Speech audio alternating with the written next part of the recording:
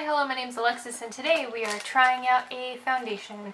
I made a sample of the Lancome, I'm going to butcher this, Teint Idole Ultra foundation. I have this in the shade 215 Buff N, which is neutral. I've tried this foundation before, so it's not really a first impression, it's like a second impression I guess, but I feel like I have this inkling that this has been reformulated since the last time I used it, because the first time I tried it, it was way too matte for me, like horribly flat matte.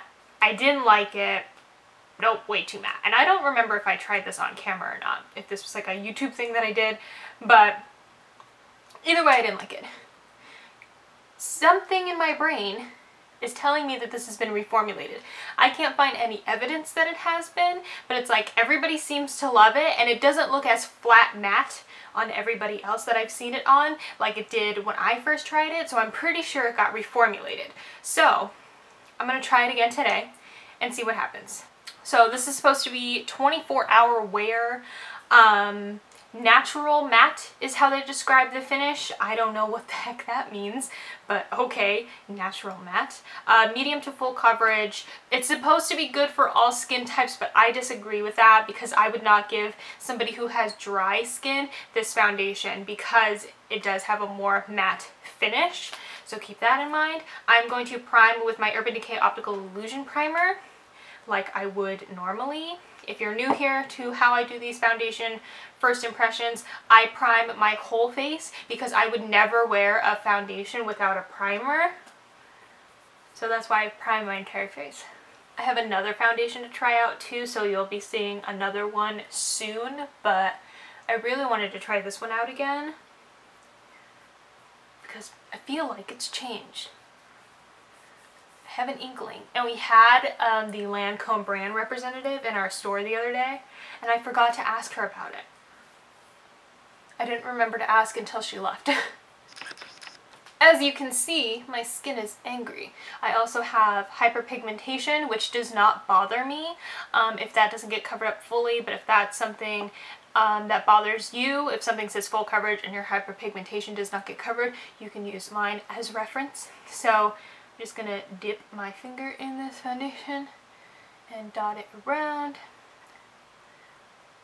And I'm taking my Sigma F80 and doing stippling patting motions to try and get the fullest coverage possible.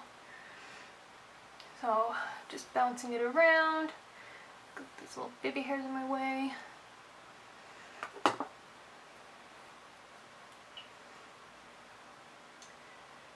The coverage, definitely medium. Would not say full coverage.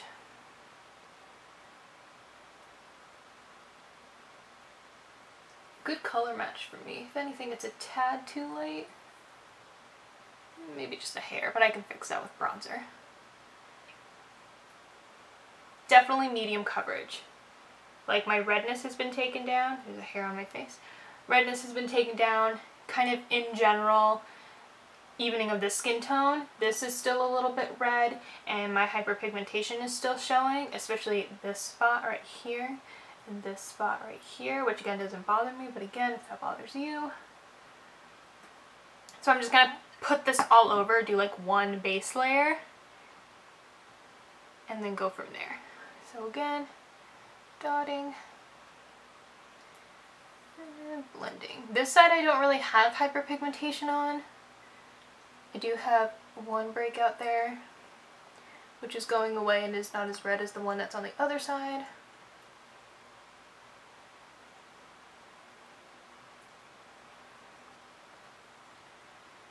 Yeah, this is a little bit pale.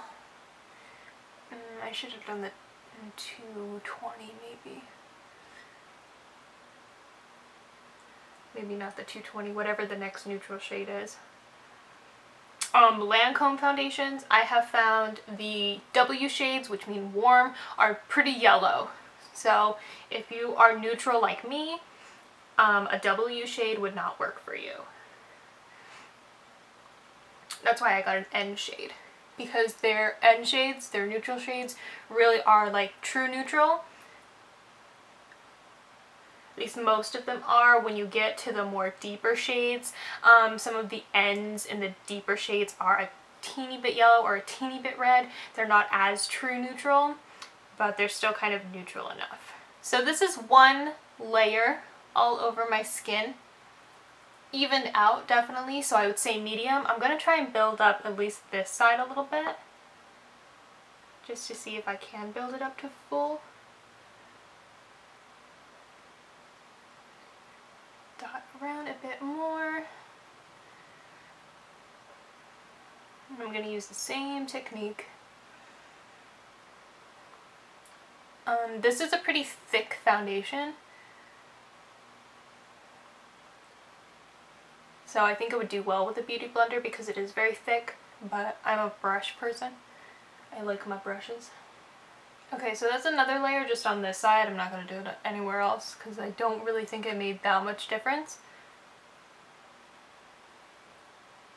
This guy, still a tiny bit red, but I'm not really bothered by that.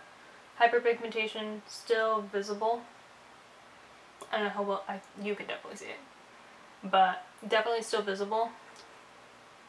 But because this is so thick, I feel like the more you layered it, the heavier it would get. Like right now, it doesn't feel heavy. I think if I did another layer, it would start feeling heavy. So I'm just going to leave it at that. Medium coverage, buildable to a bit more full medium, but I still would not call this full coverage. For me, full coverage means full coverage, can't see nothing anywhere. That's what full coverage means to me. And this to me is not full. Although you might have your own opinion on what full coverage means. To me, I call this a more full medium coverage, but not a full coverage. I'm going to use my... This is going to be way too dark now. Hold on. Can't use this because it's too dark. Un momento, por favor. Okay, I have a very dirty NARS Radiant Creamy Concealer in Vanilla that I'm going to use. I've used this before. I know how it works. Will not affect my opinion on the foundation. So I'm just going to put this under my eyes because if I used my regular custard shade, because the foundation's a tiny bit too light for me, custard's going to be way too dark. Then I'm going to have like a weird like reverse raccoon thing going on. So let's not do that. And we'll just use vanilla instead. Okay, concealer blended in. I'm looking at the finish of the foundation. Do you see this? Do you see this shininess? That is not matte. I would agree that it's natural looking, but I don't think it's matte. Which is why I'm so confused. They've definitely reformulated this. I mean, yeah, I have moisturizer on and stuff underneath it, but if a foundation says it's going to have a matte finish, I expect it to have a matte finish. And it, like, you can see how shiny I am. Like, naturally glowy I am, apparently. But definitely more natural looking and not matte. However, I'm going to powder it. And we'll see what happens. Laura Mercier Translucent Loose Powder.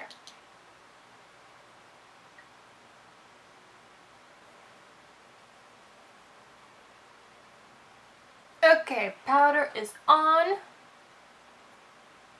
Now this I would call a natural matte finish. This I can understand the natural matte part. Still very natural looking, not overly matte, but a little bit matte. They've definitely reformulated this. There's no way this is the same formula I tried before. No way. I actually like it, but we'll see. I did read some reviews that some people said that this oxidized on them, so we'll see what happens. Right now, you can see I'm a little lighter than my neck is, so we'll see if it oxidizes. But I'm going to do the rest of my makeup and then I will check back in with you. Okay, so I finished my makeup. It did not, the foundation did not oxidize. You can tell from like here where I really don't have any bronzer or anything at, to my neck, to my chin, to my neck, that it is still a little bit lighter. But I think the bronzer definitely helped overall fix it. I did look before I put the bronzer on to see if it changed, and it had not. But again, bronzer definitely helped it. Still a natural looking finish. I wouldn't say that like it minimized my pores or like diffused any kind of lines or wrinkles or anything, which I think it claims to do that, but I don't really see any of that, like more so than my primer does already. But we're gonna see how it wears.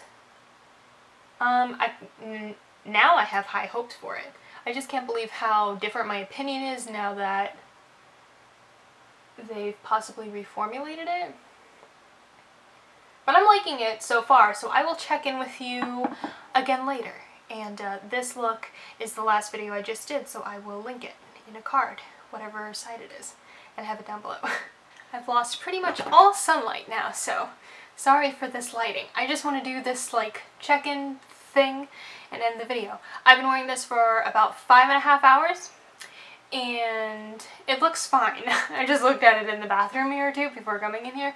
It looks fine. Didn't get like cakey around my nose, which is a problem I have sometimes. It's not shiny, besides like where I put highlighter, but I'm not oily anywhere. Maybe a tiny bit starting like here, which 5.5 hours, that's fine. It did not oxidize, still too light for me.